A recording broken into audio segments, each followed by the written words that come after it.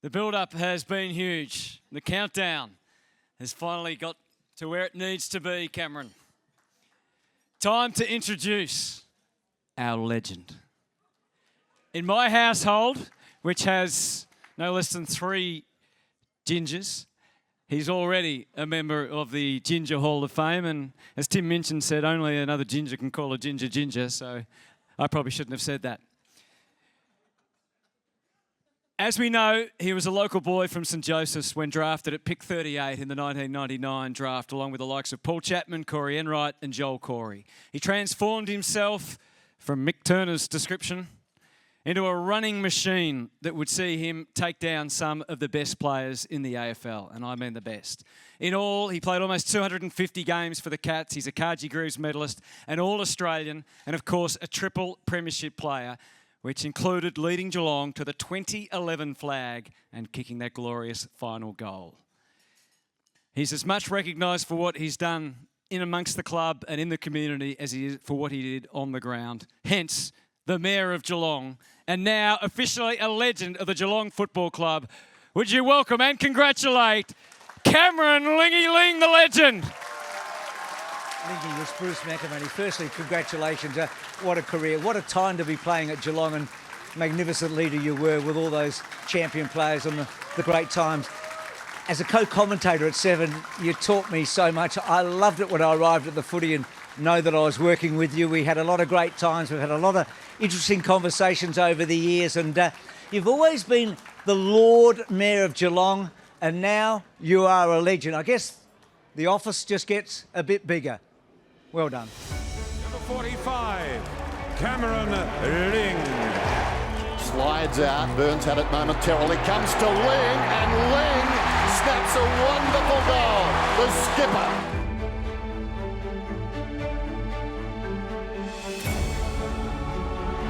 No one more popular than Cameron Ling. 25 possessions. We love you, Lingy. Stokes down low, Corey to Ling, and then Ling goes bang, and the captain, as he did last week from about there, kicks the goal.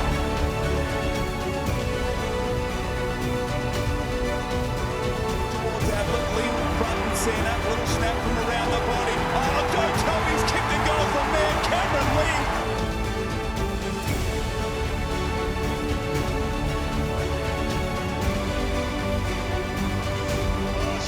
Johnson slips over. Varco to the captain. This would be sweet. A sweet goal to Cameron Ling.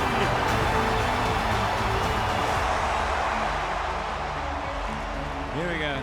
Whoa!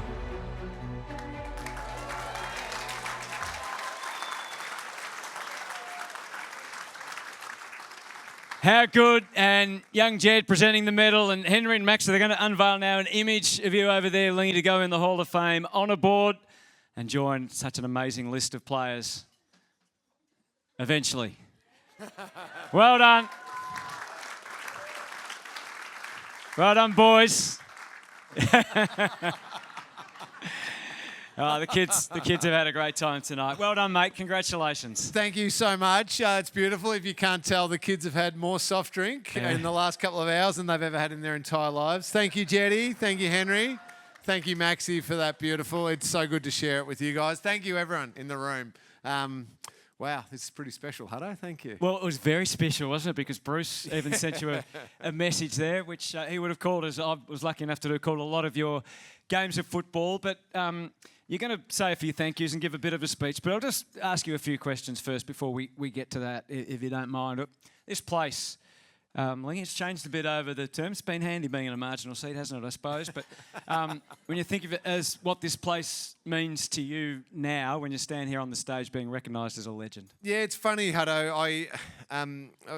There's a few tables of my friends here, and they said, can you believe that you're actually a legend? So it feels funny saying that word. And then I started thinking back to what this place means to me, and I mean, it started, we were sitting in, so not the previous Brownlow stand that was here, the one before that, and some supporters in the room will remember that one. It was the wooden seats. We're in the very back row.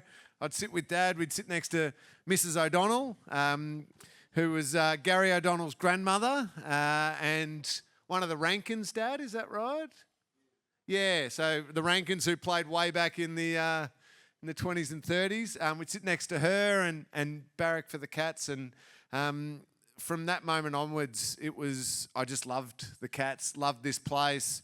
I still remember walking out of the 1989 preliminary final out of Waverley. How good a day was that? That's the greatest game of footy I've ever seen in my life. Actually, until the 2022 grand final. But watching Gary Senior just destroy Essendon and... Do you remember Paul Hamilton? I used to always remind... Sorry, Paul.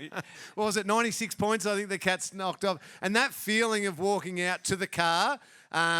and we knew that we had a long time to wait in the car park because it was going to take 3.5 hours to get out of the Waverley car park.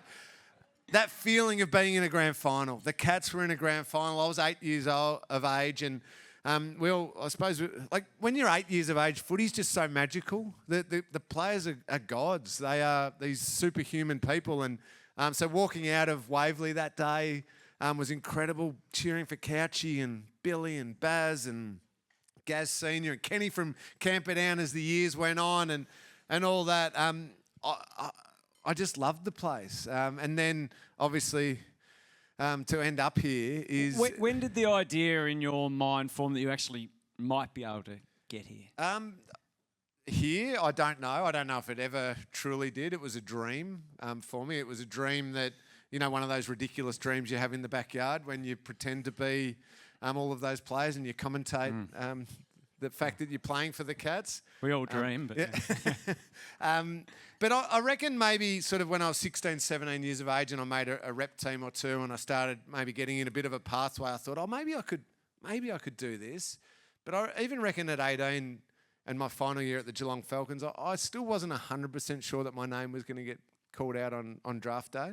And Stephen Wells rang me a couple of days ago and just to say congratulations and apologise for not being able to be here because Wellesley's doing what he's done so incredibly well for so long. He's in Western Australia at the moment trying to recruit some more talent for this club. Amazing. Shout out to Wellesley. Yeah, and I just said to him again, as I've said a number of times throughout my life, throughout my career, thank you for giving me that opportunity. So I was at home with mum and dad and had my brother and my sister and all friends around.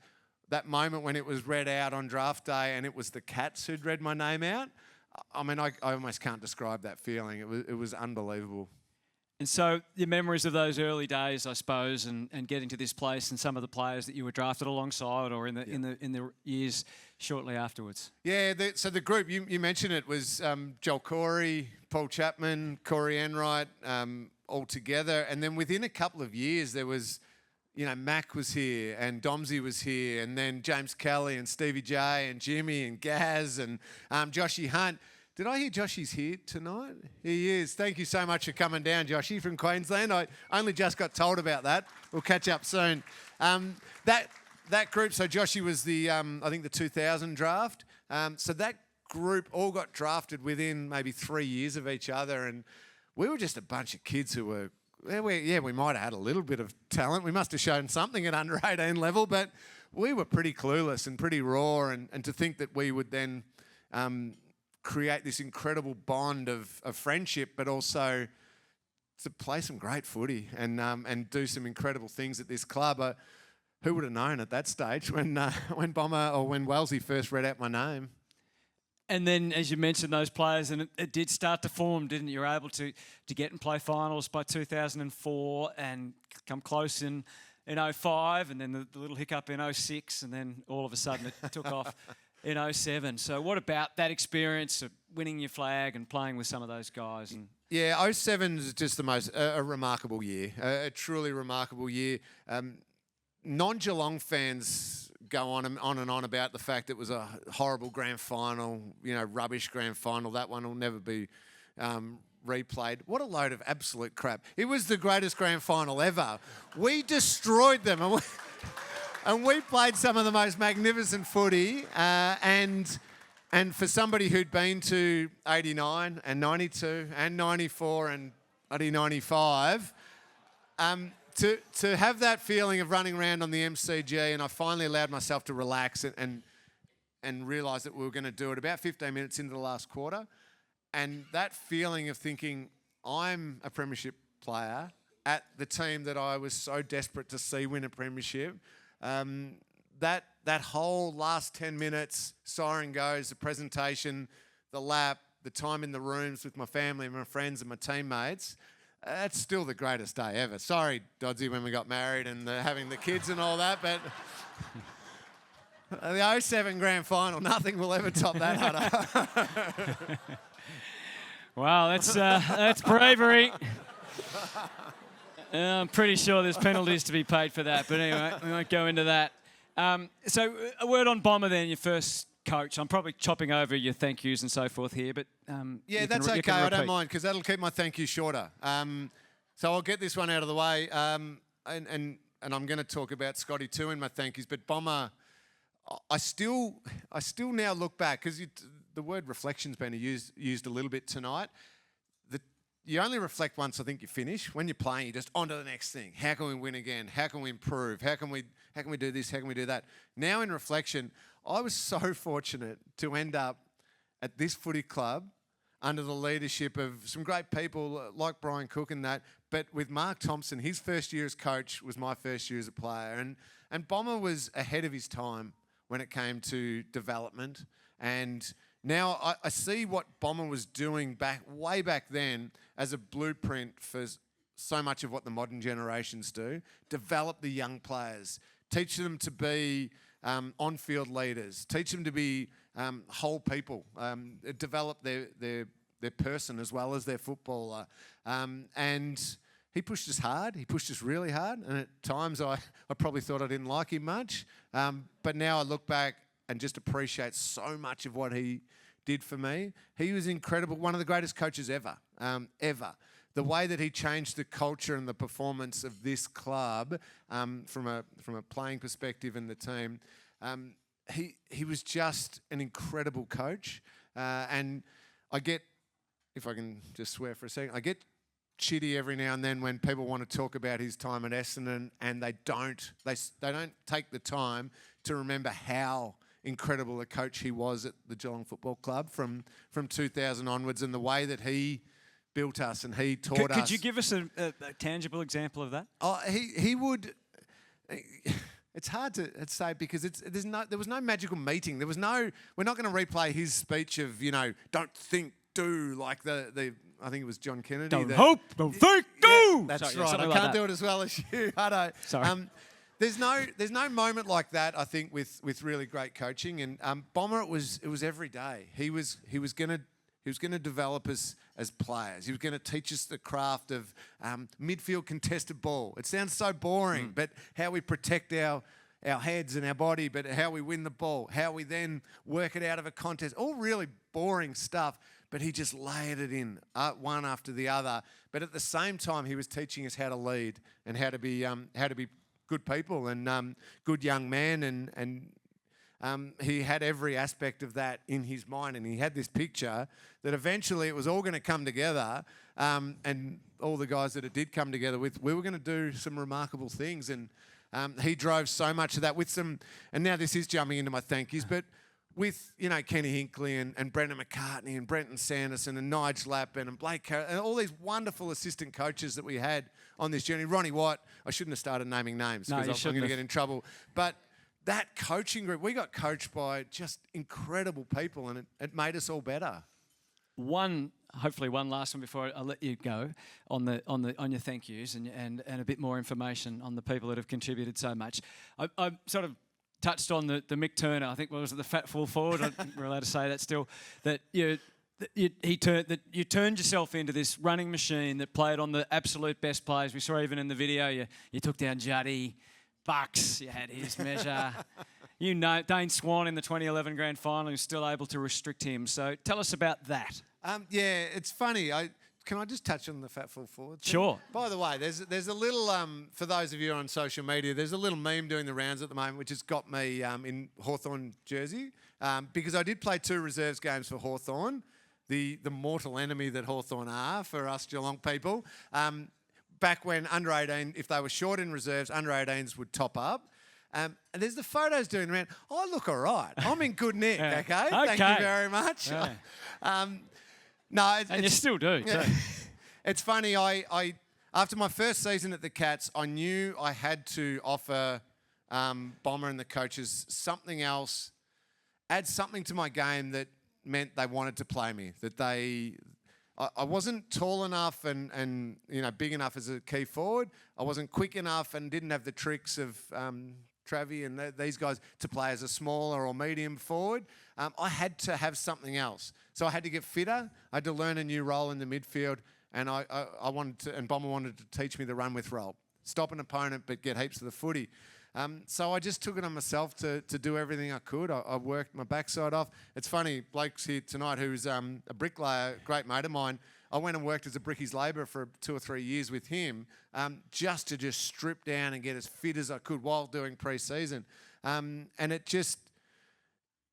those little things of like, right, I need to do something to make myself better, so just go and do it. Don't wait for somebody else to tell me to do it.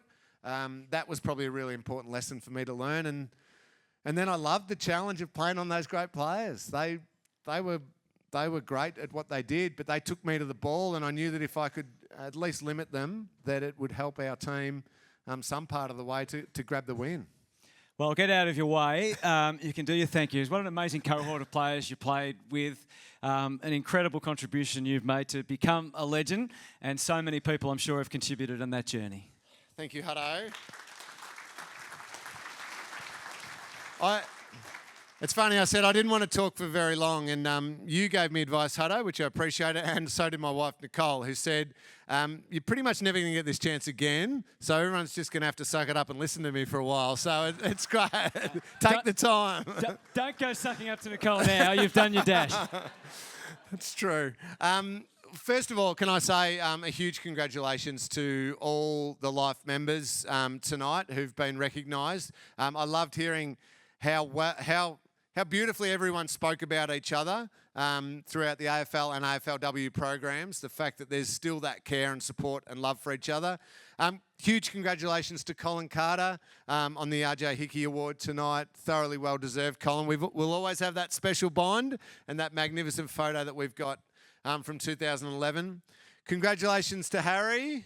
Where are you? Well done, mate. Brilliant recognition of a wonderful career, a great teammate. You got the absolute most out of yourself, and an incredible footballer and an incredible person. So congratulations, H. It's fantastic. Big congratulations to Travie. I'm pumped that goal got redone by Hutto because it deserved to be pumped up even more than what it was. It's the greatest goal in grand final history, in my eyes. But I love the fact that Hutto and so many people spoke about how selfless you are and how selfless you were as a teammate. I always appreciated that. The number of times I'd get the glory of I shut out this player or that player, and you'd be chopping me out, and Maxie Rook would be chopping me out, and Joel Corey would be chopping me out, and Cal would be chopping me out. Stevie probably never really chopped me out, but all you guys were looking after me very much. So thank you and congratulations, Travie.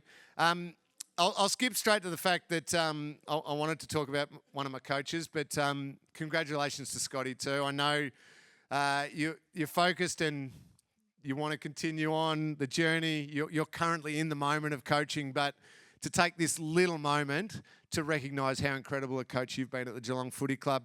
Yeah.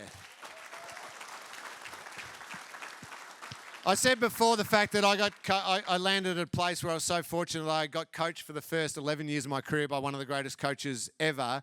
I then got to have my final year with another one of the greatest coaches ever, which is an incredible, fortuitous moment for me. I know it ended in a premiership, so that was pretty fantastic.